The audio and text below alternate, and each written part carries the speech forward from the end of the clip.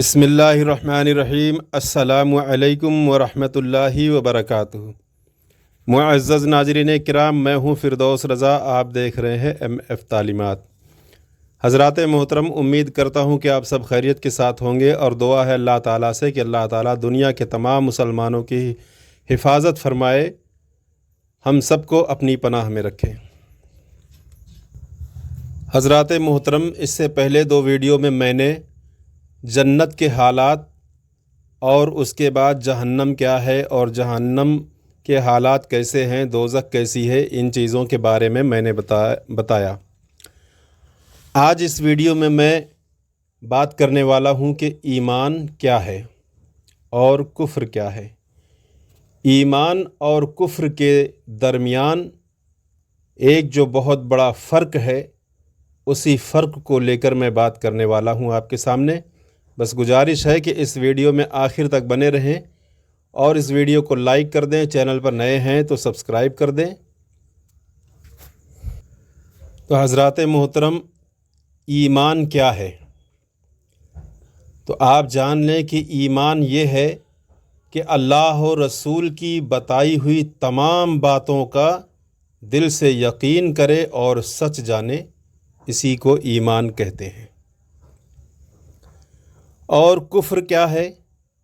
تو کفر یہ ہے کہ اگر کسی ایسی ایک بات کا بھی انکار کر دے جس کے بارے میں یقینی طور پر معلوم ہے کہ یہ اسلام کی بات ہے، تو یہ کفر ہے۔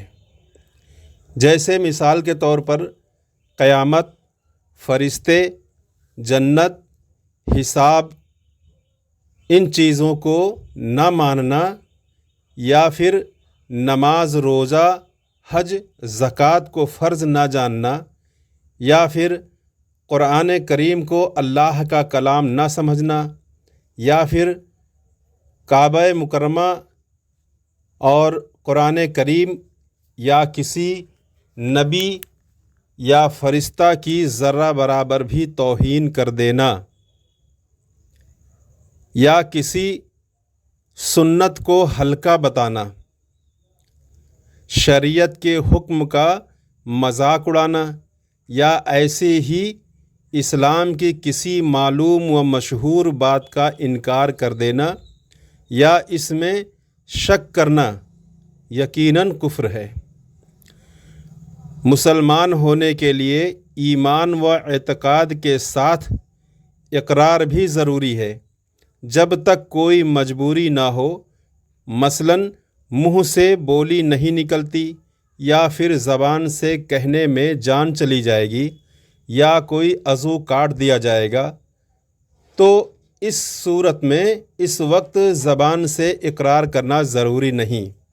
اگر یہ سمجھتا ہے کہ اس وقت میں زبان سے اقرار کروں گا تو میری جان چلی جائے گی، کوئی قتل کر دے گا، تو پھر اپنی جان بچانے کے لیے زبان سے اقرار کرنا ضروری نہیں، بلکہ صرف زبان سے خلاف اسلام بات بھی جان بچانے کے لیے کہی جا سکتی ہے، لیکن اگر نہ کہا تو زیادہ اچھا ہے، لیکن نہ کہنا ہی زیادہ اچھا ہے اور ثواب ہے۔ اس کے سوا جب کبھی زبان سے کلمہ کفر نکالے گا تو کافر سمجھا جائے گا، اگرچہ یہ کہے کہ میں نے خالی زبان سے کہا، دل سے نہیں کہا۔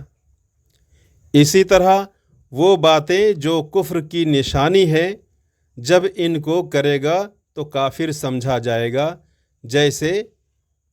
جیسے جنیو ڈالنا، چٹیا رکھنا، سلیب لٹکانا،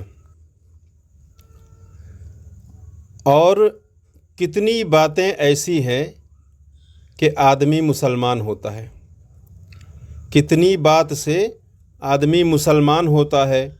تو مسلمان ہونے کے لیے اتنا کافی ہے کہ صرف دین اسلام ہی کو سچا مذہب مانے اور کسی ضروری دین کا منکر نہ ہو، اور ضروریات دین سے کسی ضروری دین کے خلاف عقیدہ نہ رکھتا ہو، اگرچہ تمام ضروریات دین کا اس کو علم نہ ہو۔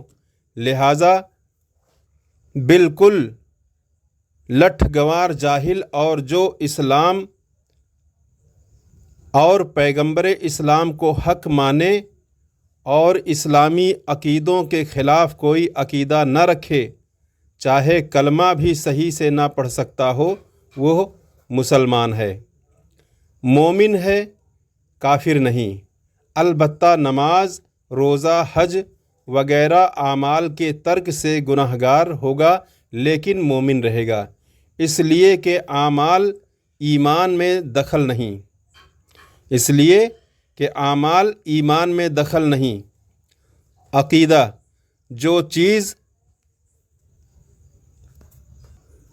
بے شبہ حرام ہو اس کو حلال جاننا اور جو یقیناً حلال ہو اس کو حرام جاننا کفر ہے۔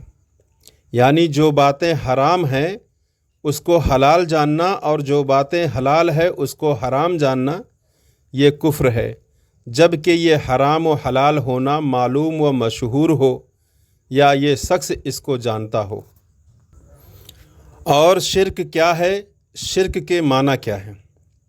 شرک کے معنی یہ ہے کہ اللہ کے سوا کسی اور کو خدا جاننا یا عبادت کے لائق سمجھنا، اور یہ کفر کی سب سے بدتر قسم ہے۔ اس کے سوا کیسا ہی سخت کفر کیوں نہ ہو، حقیقتاً شرک نہیں۔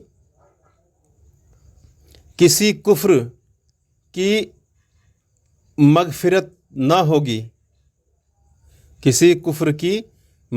نہ ہوگی، کفر کے سوا سب گناہ اللہ تعالیٰ کی مشیت پر ہے، جسے چاہے بخش دے۔ کبیرہ گناہ کرنے سے مسلمان کافر نہیں ہو جاتا بلکہ مسلمان ہی رہتا ہے۔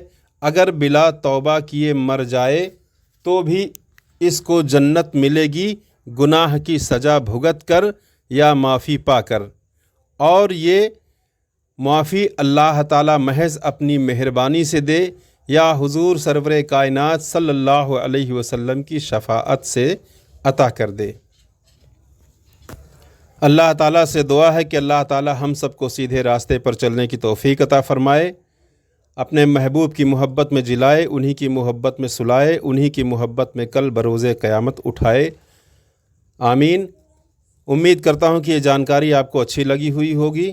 اگر پسند آئی ہے تو زیادہ سے زیادہ لوگوں میں شیئر کر دیں، اور ویڈیو کو اب تک اگر لائک نہیں کیا ہے تو لائک ضرور کر دیں۔ السلام علیکم ورحمۃ اللہ۔